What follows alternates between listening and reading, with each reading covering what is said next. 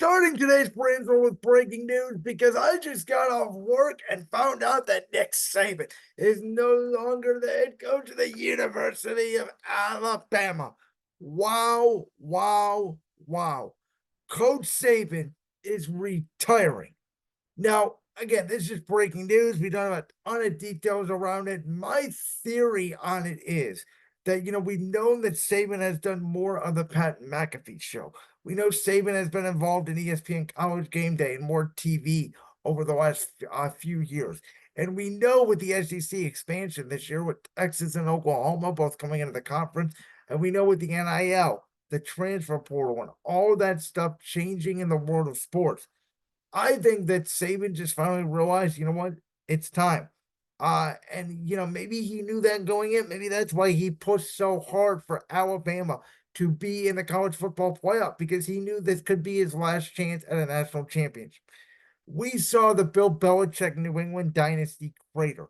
Now the Nick Saban Alabama dynasty obviously did not crater, but they were nearing, the end of the dynasty for the last few years. And since they lost Mac Jones at quarterback and Bryce Young at quarterback, Alabama did not really have an answer at the position this year with Jalen Milroe.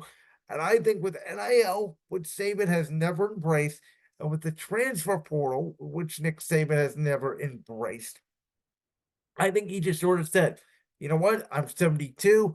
I don't want to put myself for another stressful year of recruiting and grinding and going through all the crap when I could just sit upstairs in the TV box or do TV or do whatever and just watch football.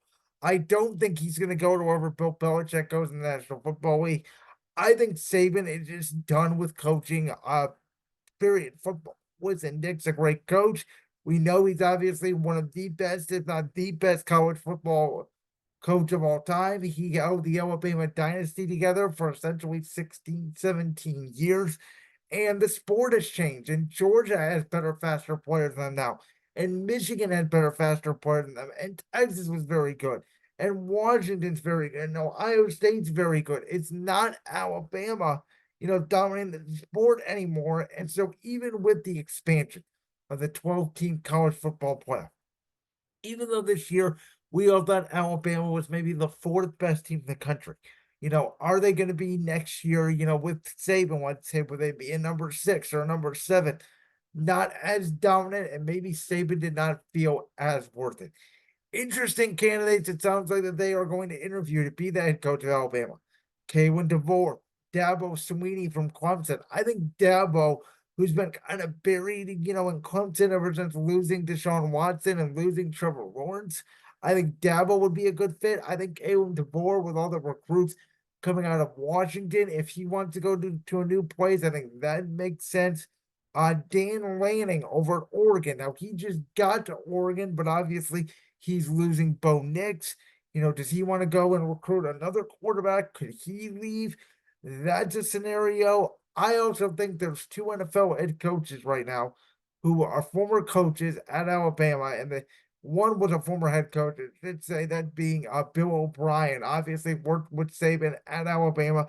Could he get a shot to once again man a college football ship? And then there's Brian Dable, which if he doesn't feel like he can get out of the mess that is the Giants with Daniel Jones, does he jump into college? Again, with so much changing in college football, this is sort of the new era, the new wave of college football. Nick Saban is not going to be a part of it.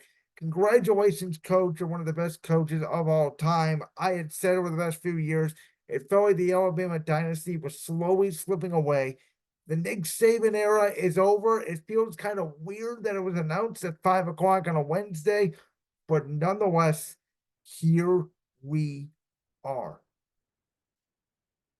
Like that clip from the Brainstorm podcast? If so, make sure you go down there and hit that subscribe button.